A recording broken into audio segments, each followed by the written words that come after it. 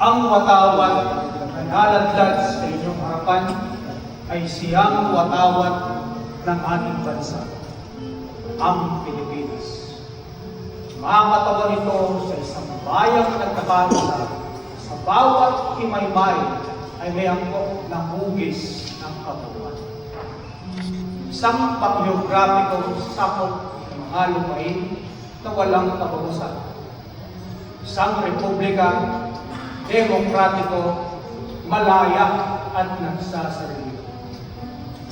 Ito'y siyang sagisag ng pambansang kalayaan na nagsasalarawan ng lahat ng kaakit-akit at dinadakila sa buhay ng Pilipino. Hinubog ng matipunong kamay ng panahon, binigyang buhay ng isang mapagmahal sa kalayaan, mga mamamayan, at inakay na mapagpalang diwa sa luklukan ng mga bansa. Naging pamalaki ang palatandaan nito ng ating mga pagmamana at nabubuhay na sagisag ng ating mga karapatan nang tayo ay isilang. Sa kanyang pangalan, itinala ng kasaysayan ang pagkakatuklas at pagkakatatag ng isang bansa.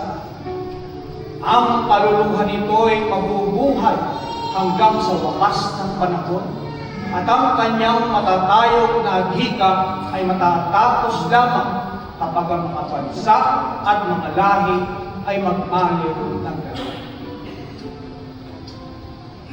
Ang araw ay nangangahulugan ng kawalang hanggang buhay ng ating bansa at sagisag ng palagiang liwanag na pumapatnubay sa kapalaran ng ating lahi. Ang 8 silahis ay pumakatawan sa unang mga lalawigang nagkasama-sama. Ang Maynila, Cavite, Laguna, Batangas, Bulacan, Tarlac, Pampanga at Nueva Ecija.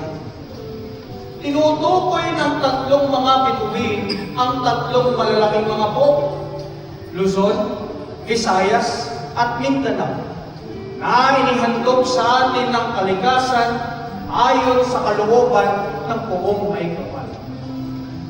Ang puting tatsulok ay nagsasaad ng ating mapayapa at magiliw na mga hangarin, gayon din ang katapatan at kawagasan ng ating mga gawain.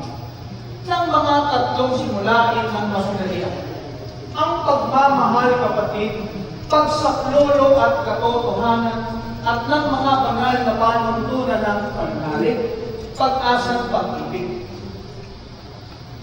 Ang bughaw na kaluwakan ay nagpapakilala ng ating pag-ibig sa inang bayan, ang ating matayog na panuntunan at hangarin, at ang malapad na habig mula ay nagpapahayag ng ating walang humpay na kakayahan na nagpapanatili sa atin sa isang bahagi ng kaluwakan ng kalangitan. Sa kabuuan, ang tatsulok, ang araw, at ang 3 mga bituin na bumubuo ng ating watawat ay maliwanag na mga sagisag ng pagkakapatiran ng tao sa ilalim ng patnubay ng pagiging Ama ng Diyos.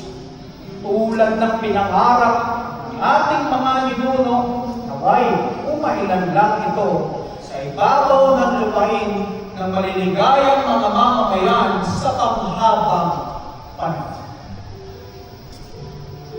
Ayun ang ating watawat, umawagay-wag, isang sagisag ng pambihirang ganda at makabayang pamulong. Ang palagiang ulirang pananglaw ng ating mga mamamayan sa isang mapayapa, nagsasarili at malayang pamumuhay. Magpugay kayo dito sapagkat ito ang kapag-ganap ng kaligayahan at kagalakan ng ating mga ninuno sa panahon ng mga siglong nagdaan. Hagkan ninyo ito sapagkat ito ang watawat na magigiting ng mga anak ng ating sinarahan Sulaiman at Maria Clara.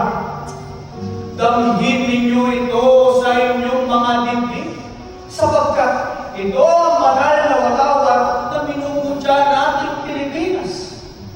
Ingatan ninyo sa inyong mga puso, sapagkat ito ang palatandaan ng ating mga kapatid na nagbuwis ng buhay sa kapakanan ng ating bayan.